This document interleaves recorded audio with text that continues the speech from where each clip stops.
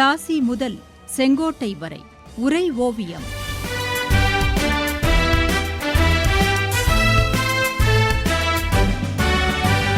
சும்மாவா வந்தது சுதந்திரம் என்பது, சும்மாவா வந்தது. காந்திஜி மேற்கொண்ட 5வது பெரிய போராட்டமான வெள்ளையனே வெளியேறு இயக்கத்தால் தான் நாட்டுக்கு சுதந்திரம் கிடைத்ததா தாயே? அது அந்த அளவுக்கு பெரிய வெற்றி பெற்றதா? இல்லை மகனே, எல்லா போராட்டங்களையும் அடக்கியது போல வெள்ளையனே வெளியேறு போராட்டத்தையும் ஆங்கிலேய அரசு நசுக்கித்தான் விட்டது. ஆனால் அதன் பின்னணியும் அப்போதைய காலச்சூழலும் ஆங்கிலேய அரசுக்கு பெரும் நெருக்கடியை ஏற்படுத்தியிருந்தது. ஜப்பான் இந்தியாவின் கதவை தட்டி கொண்டிருந்த அந்த நேரம் சுபாஷ் சந்திர போஸ் பெர்லினில் இருந்தான். அங்கிருந்தபடியே வானொலி மூலம் பிரிட்டனுக்கு எதிராக கிளர்ந்து எழுமாறு இந்தியர்களை தூண்டினான். பிரிட்டனுக்கு ஏற்பட்ட நெருக்கடியை இந்தியாவுக்கு சாதகமாக மாற்றிக்கொள்ள சுபாஷ் நினைத்தான். ஜப்பானுடன் இந்திய மக்கள் ஒத்துழைக்க வேண்டும் என்று கேட்டுக்கொண்டான்.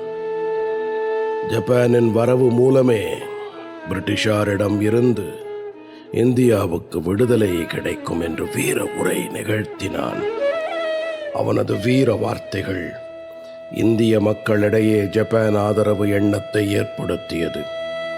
ஜப்பான் அடைந்த வெற்றிகள் இந்திய மக்களிடையே மகிழ்ச்சியை ஏற்படுத்தியது. ஆனால் இந்திய மக்களின் இந்த மனநிலை காங்கிரஸ் தலைவர்களுக்கு பெரும் அச்சத்தை ஏற்படுத்தியது. ஜப்பானிய ஆக்கிரமிப்பையும் ஆதிக்கத்தையும் அவர்கள் விரும்பவில்லை. ஒருபுறம் ஜப்பானின் ஆக்கிரமிப்பு அபாயம், மறுபுறம் பிரிட்டனின் இயலாமைத்தனம். ஒரு முடிவுக்கு வர முடியாமல் காங்கிரஸ் தலைவர்கள் தவித்தார்கள்.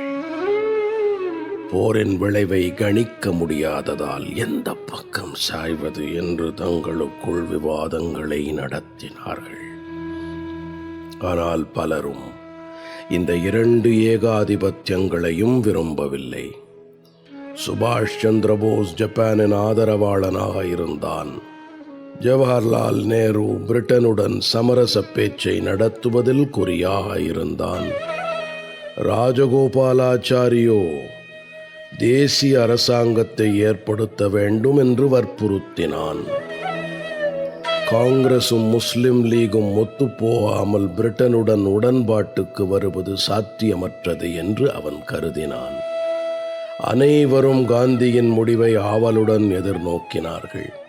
காந்தியோ வேறு விதத்தில் இந்த சூழ்நிலையை கணித்தான். இந்தியா மீது ஜப்பான் படையெடுத்தால் சிங்கப்பூர், மலேயா, பர்மா இவற்றில் செய்தது போல பிரிட்டன் எதிர்ப்பு இன்றி பணிந்துவிடும். அப்போது ஜப்பானின் இராணுவ ஆதிக்கம் பிரிட்டிஷ் ஏகாதிபத்தியத்தை விட மோசமாக இருக்கும். ஆனால் பிரிட்டன் இந்தியாவை விட்டு வெளியேறினால் ஜப்பான் இந்தியாவை தாக்குவதற்கு எந்த முகாந்திரமும் இல்லை. எனவே இந்தியாவை விட்டு பிரிட்டன் வெளியேற வேண்டும் என்று அரிஜன் பத்திரிகையில் தொடர்ந்து எழுதினான். காந்தி முன்வைத்த வெள்ளையனே வெளியேறு போராட்ட உத்தியை 1942 ஆகஸ்ட் 7, 8 தேதிகளில் பம்பாயில் கூடிய காங்கிரஸ் கமிட்டி அங்கீகரித்தது. அந்த கூட்டத்தில் காந்தி போர் முழக்கம் செய்தான். நான் உங்களுக்கு ஒரு மந்திரத்தை சொல்லிக் கொடுக்கிறேன். செய் அல்லது செத்து மடி, டூ ஆர் டை என்பதே அந்த மந்திரம். ஒன்று நாம் இந்தியாவை விடுவிக்க வேண்டும், அல்லது அந்த முயற்சியில் உயிர் துறக்க வேண்டும். மீண்டும் அடிமை நிலை நீடிப்பதை பார்ப்பதற்கு நாம் உயிர் வாழக்கூடாது என்று முழங்கினான். ஆனால் இந்த மாநாட்டை குறித்து அறிந்த மறுநாள் அதிகாலையிலேயே ஆங்கிலேய அரசு தீவிரமாக களத்தில் இறங்கியது. காந்தியும் மற்ற காங்கிரஸ் தலைவர்களும் கைது செய்யப்பட்டார்கள். ஒரே வாரத்தில் நாடு முழுவதும் உள்ள காங்கிரஸ் பிரமுகர்கள் அனைவரையும் அரசு கைது செய்தது. காங்கிரஸ் கமிட்டி, செயற்குழு, மாநில காங்கிரஸ் கமிட்டிகள் அனைத்தும் சட்டவிரோதமானவை என்று அறிவிக்கப்பட்டது. காங்கிரஸ் அலுவலகங்கள் அனைத்தும் அடைக்கப்பட்டன. காங்கிரசின் நிதி அனைத்தையும் அரசு கைப்பற்றிக் கொண்டது. வெளியீடுகள் அனைத்தும் நிறுத்தப்பட்டன. கடைகள், ஹோட்டல்கள் ஆகியவை மூடுவதை தடை செய்தது அரசு. காங்கிரஸ் தொடங்கிய வெள்ளையனே வெளியேறு இயக்கத்தை குறித்து செய்திகள் எதுவும் வெளியிடக்கூடாது என பத்திரிகைகள் தடை செய்யப்பட்டன. மாநிலத்தில் ஒழுங்கை நிலைநாட்ட வேண்டிய அதிகாரம் மாநில அரசாங்கங்களுக்கு வழங்கப்பட்டது. இப்படி உடனடி நடவடிக்கைகளால் வெள்ளையனே வெளியேறு இயக்கத்தை தொடக்கத்திலேயே நசுக்கி விடுவது என்று ஆங்கிலேய அரசு தீவிரமாக களத்தில் இறங்கியது. ஆனால் இப்படிப்பட்ட மின்னல் வேக அடக்குமுறையை காந்தியும் காங்கிரசும் எதிர்பார்க்கவில்லை. வெளிநாட்டு வானொலிகள் மூலம் காந்தியும் காங்கிரஸ் தலைவர்களும் கைது செய்யப்பட்டதையும் அடக்குமுறைக்கு ஆளானதையும் கேட்டு மக்கள் கொதித்தெழுந்தார்கள். நெறிப்படுத்த தலைவர்கள் இல்லை, என்ன செய்வது என்ற திட்டமிடல் ஏதுமின்றி மக்களும் தாங்களாகவே கிளர்ச்சியில் இறங்கினார்கள். மக்கள் தங்களுக்கு தெரிந்த முறைகளிலெல்லாம் எதிர்ப்பை வெளிப்படுத்தினார்கள். பரவலாக பொதுக்கூட்டங்கள் நடந்தன. வியாபாரிகள் கடையடைப்பு போராட்டம் நடத்தினார்கள். தொழிலாளர்கள் வேலை நிறுத்தம் செய்தார்கள்.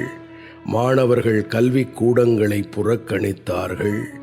விவசாயிகள் வரி கொடுக்க மாட்டோம் என்று கிளர்ச்சியை தொடங்கினார்கள். அரசாங்க ஊழியர்கள் பலர் தங்கள் பதவிகளை துறந்தார்கள். கள்ளுக்கடை, அரசு அலுவலகங்கள், காவல் நிலையங்கள், நீதிமன்றங்கள் அனைத்தும் மறியல் செய்யப்பட்டன. உப்பு வரி சட்டம் மீறப்பட்டது. போராட்டங்களில் பெண்கள் பெருமளவில் கலந்து கொண்டார்கள். ஊர்வலங்கள், ஆர்ப்பாட்டங்கள், பொது அடைப்பு என நாடே அல்லோகல்லோலப்பட்டது. அரசாங்கம் ஈவிரக்கமின்றி அடக்குமுறையை அதிகரித்தது. இதனால் கோபமடைந்த மக்கள் வன்முறை செயல்களில் இறங்கினார்கள்.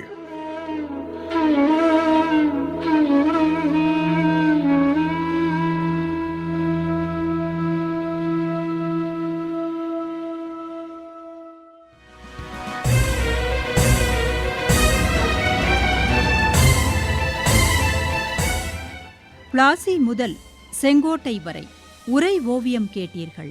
போரிலே இறங்கிவிட்டால் இன்னல் சூழும் தெரியும். பெற்ற தாய் பசித்திருப்பாள், பிள்ளைக்கது புரியும். அன்னையர்க்கு அன்னையார பாரதியின் துயர் துடைக்க அன்னை தானே அழித்துக் கொண்டோர் எத்தனையோ எத்தனை. சும்மாவா வந்தது சுதந்திரம் என்பது